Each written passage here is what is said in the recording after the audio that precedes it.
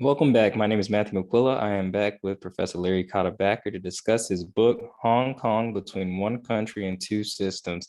Today, we will be discussing Chapter 23, the COVID-19 Accelerator Effect, the situation in Hong Kong, and the virtual conflict between the United States and China. This was written on Sunday, April 19th, 2020. How are you doing, Professor Backer? Very well, very well. Thank you. And you?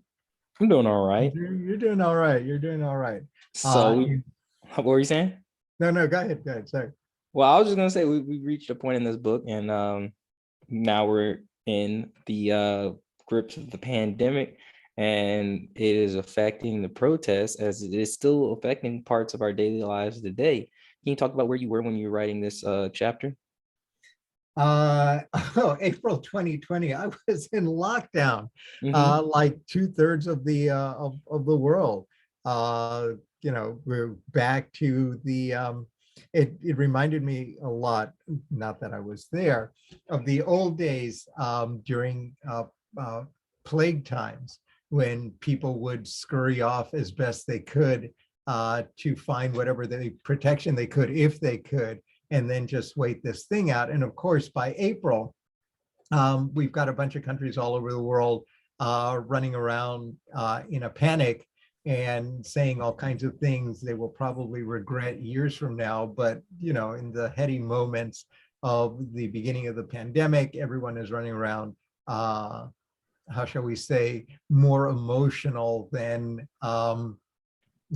than not. And in fact, you saw it here as well in the context of Hong Kong. Okay, and so since you were here on lockdown, how are you getting the information to write this book? Like, or were you able to keep track of everything going on in Hong Kong? Because if I'm not mistaken, when most of this stuff broke out, you were in Hong Kong. So how hard was At it to the get very beginning, at the at the very very beginning. beginning? How difficult was it to get information at this time? Well, look, information that people want to keep more or less secret, or that belongs to small groups of either influencers or people who are given information, or people who are making decisions based on information, you're never going to get that. Mhm. And you couldn't get it even if we were sitting in the middle of the street in Hong Kong, even if you were anywhere else. But over the course of of a number of years, and certainly with the internet, no matter how restrictive uh, availability of the internet is and the like, um, one of the things that seems to remain true, and true to a greater extent after, let's say, the first decade of this century, is that people, and by people I mean the institutional apparatus of collectives, political economics, political collectives, religious collectives, social collectives, protest collectives, people, these institutional actors and the people within them can't control themselves. They will speak.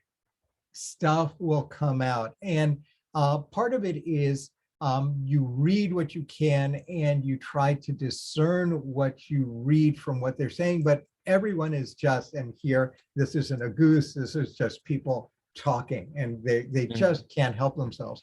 And so you get a lot of information. Is some of it correct? And some of it incorrect? Probably. Is some of it meant to manage you? My goodness, by this beginning of the third century of this decade, we know that virtually everything that you see produced by anyone, no matter how well-meaning, is meant to manage you into a particular narrative or discourse. But if, as I was doing at this point, I'm looking at the discourse and I'm looking at its managerial effects, both in terms of the performance of actions, which is what's going on here, and in the words that they've used and they've been using since the protests broke out in June, then the inability of these collective organs to keep their mouth shut becomes actually quite useful in helping to kind of unmask the discursive objectives and the discursive methodologies that are being developed. So yeah, it's harder to get information, but that's part of the discourse as well. What information is coming out, what information is not coming out, what is being emphasized, what is not being emphasized, what are each of the different stakeholder camps emphasizing against each other, what statement from one group is really irritating another group to death, which is going to cause them, because of course no one can keep their mouth shut in this environment, cause them to come out and say something, all of which is meant to be strategic, all of which is meant to serve any number of audiences, right? Your internal audiences, your overlords, the neutral third parties that you need, or the not neutral third parties that you need to influence or to signal, and your opponents. And so you're having these multiple conversations, but in order to do that, to leverage what you're doing, you've got to speak. And so, and as we've seen in virtually all of these essays, that's what I'm looking at, is the speaking and acting for the purpose of developing these kind of meaning universes, and the development of actually quite fractured and different meaning universes and their modifications over time. The central authorities in China, the local authorities in Hong Kong, the international community and communities, right? You've got the emerging counter empire to the Chinese post-global imperial project, the Americans. You've got the old empire of the Brits, who are kind of in but really out. You've got the Euros, and then you've got the rest of the alignments, right? All of the, and then you've got the apparatus of the public international community, and then the apparatus of the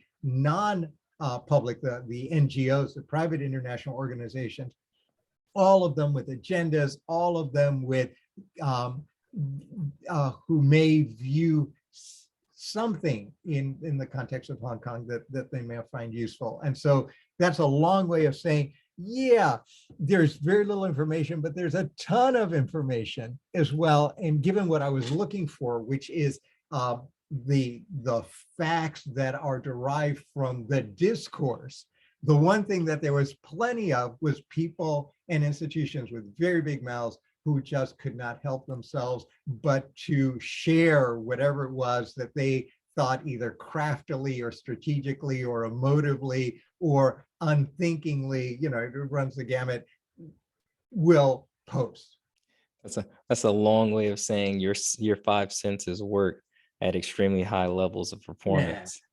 Oh, not mine, not mine. Not yours. All I'm doing is watching.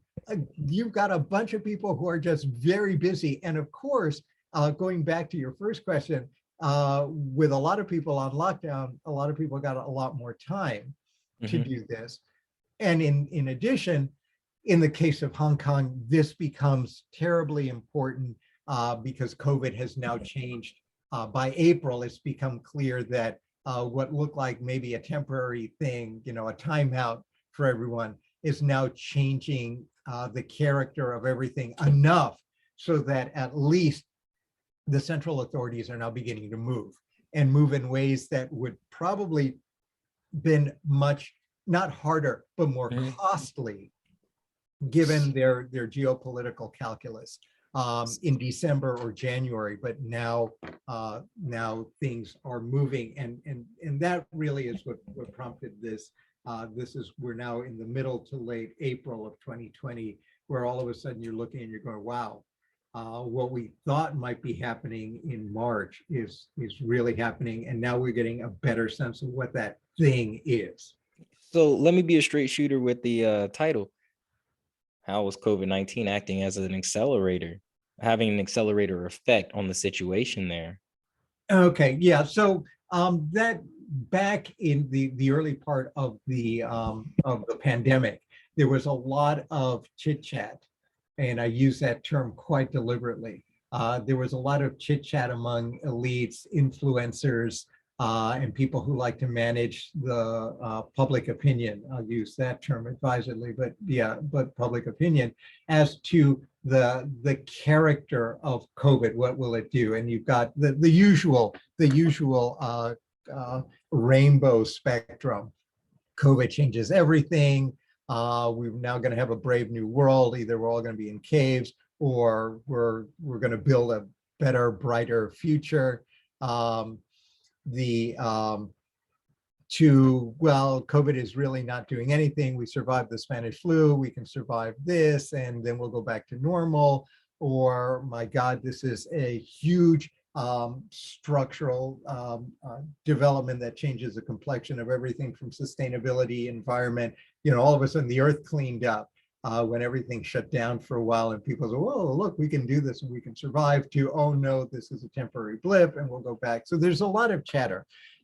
And when I started looking at this, I'd just given, I think, a fairly long interview to the Mehr news agency in Iran that helped me kind of put my thoughts together. And when I looked at COVID, I said, well, so what's the pandemic doing?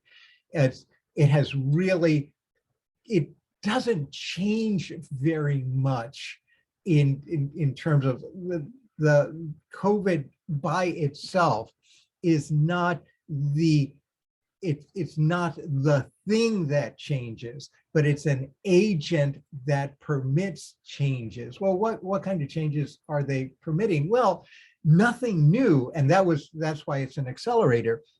COVID isn't changing things in the way that people were talking about in February, March, April, and then thereafter. All it's doing is accelerating things that were already happening. It gives permission. It changes risk characteristics. It makes it possible for people to attempt to speed up objectives, ideas, movements that were already beginning to be developed. But it also may weaken or accelerate a weakening of things that were ultimately doomed to not succeed. And so that's why I use the accelerator effect. It's, in a sense, the new thing was the way in which COVID permitted movements within the great chessboard of multiple people playing on multiple levels, politics, social, economic, ideological, and all of that, to make moves, and to make moves very quickly. And that's essentially what was happening here. So by April, we begin to see how, what under cover of COVID, things that some of the big players in the Hong Kong protest had been wanting to do, and had been more or less veiled, but now it's open. We're actually beginning to take steps in that direction. And I'm not talking just about the central authorities. I'm talking about most of the major actors, other than the protest communities who, because of COVID, had lost the critical, or a significantly critical marker of their power, which was control of the streets. And then, so you talk about power and the assertion of power in this chapter, and I think we touched on it last chapter, discussing how other countries exhibited their ability to change the power dynamics between the government and its citizens due to the pandemic and the effect that it may have down the line, and not just China or Hong Kong, but also in other countries. So here, in what ways did that the new calculus on the assertion of power have on this situation? Oh my, well, it was in a sense almost a godsend for the central authorities. I was about to say, for who? I mean, really, and ironically enough, and in a more indirect way, kind of godsend to their American competitors. And let me see if I can tease that out. Recall that almost from the beginning of the protests, and certainly by August, and we spent a lot of time in the early chapters watching how the central authorities build this discursive, in retrospect, and by May 2020, you'll really see it, this extraordinary discursive machine built on the notion that what is going on in Hong Kong is chaos, and that the chaos will destroy the stability and prosperity of a region with respect to which they, rather than the international community, have ultimate authority for. And there we're looking at both collective stability and prosperity, and then the space where individuals can also live in a stable environment and therefore prosper, right? So that's been the notion. And the great fear and the charge that the central authorities, and to some extent the local authorities, although they tend not to drive this so much, the theme that the central authorities raise constantly is that chaos is bad, and that chaos produces the kind of dissolutions of the great markers of a binding society that every country it's a challenge that every country must fight against, right? And so it's the forces of chaos which produce lawlessness, which snap all of the stability and then therefore makes prosperity impossible.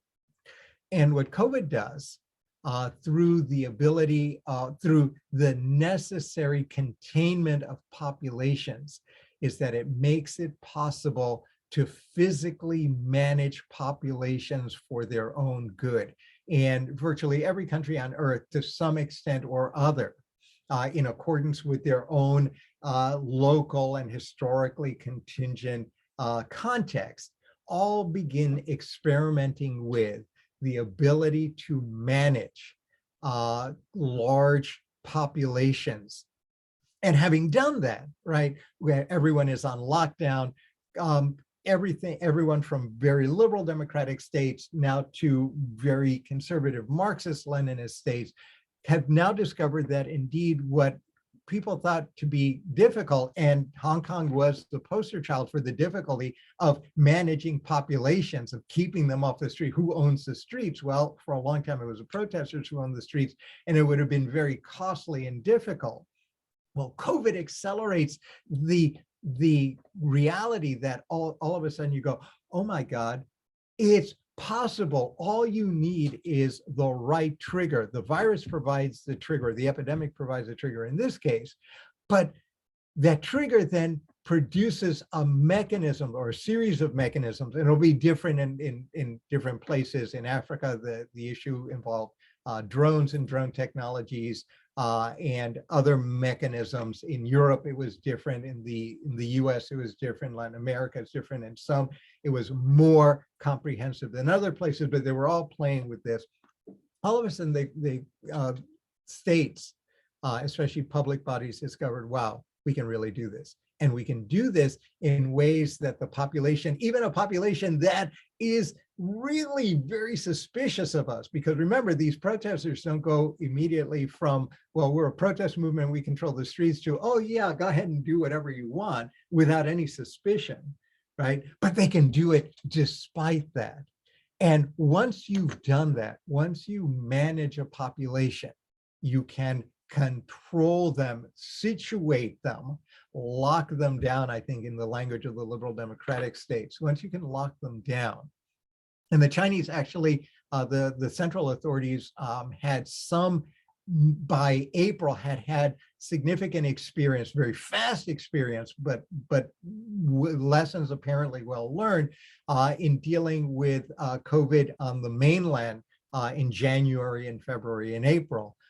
In ways that were very different from, to some extent, although in some extent they overlap, ways of controlling a population, of placing a population into manageable spaces. Right? Once you've done that, and now you've managed the spaces, where's chaos? Right? Chaos is gone. All of a sudden, you've got everyone locked down. You are now in a position where you've pressed the reset button, in a sense. And now the question is, when you press that button, what comes next? That's what happens on April, that is sort of what I begin talking about on April 19th. The central authorities here, by this point, it's clear that not only have they pressed the reset button, but that having pressed the reset button, they're now going to reprogram the machine. Terrible metaphor, sorry. They're going to reprogram the machine, and the question is, how are they going to reprogram it? And they start by reminding people that the central authorities have a very long memory, and that all of that exuberance under conditions of chaos, where it is now time for those who were exuberant to begin paying a price, and to do it in a very strategic way that again is managerial in its context. You choose in this case who you're going to arrest for activities which occurred back when the central authorities and the local authorities either chose not to, which is how they would put it, or were unable for strategic and risk reasons to go out and assert that authority to grab them and punish them. And all of a sudden you're going to arrest them. And you can do it without people going back onto the streets because we're in conditions of pandemic. Right. And so the accelerator here, now we are able to do this. At the same time, by pressing that reset button, you allow your adversaries, and in this case, it would be the Americans mostly, to press the reset button as well. And now everyone is going to deepen or accelerate changes in their positions on the basis of a playing field that is now very different.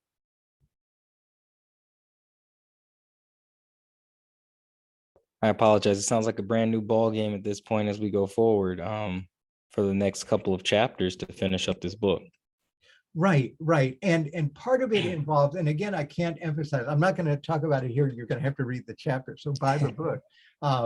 But this changes not just the performance of power by the central authorities, as well as deepening the discourse. Now, recall here, the discourse isn't changing. The context in which it can be manifested is changing dramatically. Chaos versus stability and prosperity, the black hand of foreign interference versus patriotic citizens, right? That doesn't change. Right, but changes is the ability of the central authorities to work, and at the same time, the utility of those changes on the ability of the adversaries, right, the foreign elements, the international communities and the like, to both refine and to prepare responses that themselves are going to be much more, will have much more bite than they had back when both the central authority, the Chinese central authorities, and the international communities were kind of looking in, but it's the protesters that control the streets. And by December, as you recall, looked like they had enough democratic power to at least significantly irritate the makeup and the performance of autonomous institutions in the local community. And so you've got all of this going on, and you begin to see this now taking shape in a more definitive way by the middle of April. Well, I look forward to hearing in the next couple of chapters how this accelerator effect has changed the rules of what some would consider to be somewhat of a game. Okay. And I guess that's what will be highlighted in the next couple of chapters coming up. Right. And I should underline one thing, and I meant to mention this. I've spent most of our talk here looking at the central authorities, but by April of 2020, what it also does, given this lockdown, it also accelerates that conversation. It's not just Hong Kong, American central authorities versus Chinese central authorities. It then plays into what had already begun, which was, and the effects of which you really are beginning to see now towards the end of 2021. And that is the strategic decision to decouple, both on the Chinese side and the American side, to decouple what had been a almost 70-year push towards convergence and global unity, right, out of the vision that occurred after 1945. Now we begin to see that, in fact, at least two centers of global activity. I'm not sure what word will be appropriate. We'll have to wait another year or two to make that clear. But that those two, rather than seeking to interlink and converge, are now decoupling and then developing very controlled gateways into in their relationships managed. So we've got gates rather than a deepening convergence. And this Hong Kong, in a sense, plays is situated interestingly in the center of all of this, and to some extent contributes to it. To some extent, is the product of it. To some extent, some of what happens in Hong Kong is a consequence of all of this that's going on, and I mentioned this a little bit in that chapter as well. But thank you for letting me, and apologies for running on a little bit about this. But this one is actually a very interesting, pivotal time, and then everything accelerates after April as we move towards June of 2020. And when our viewers go by the book, they'll see how you incorporated that explanation in the ending of the chapter. So I do implore all of you to go out and buy the book. But again, thank you for having these conversations with me, and I look forward to chapter 24. All right, thank you. All right, perfect. You have a nice day. All right, you too.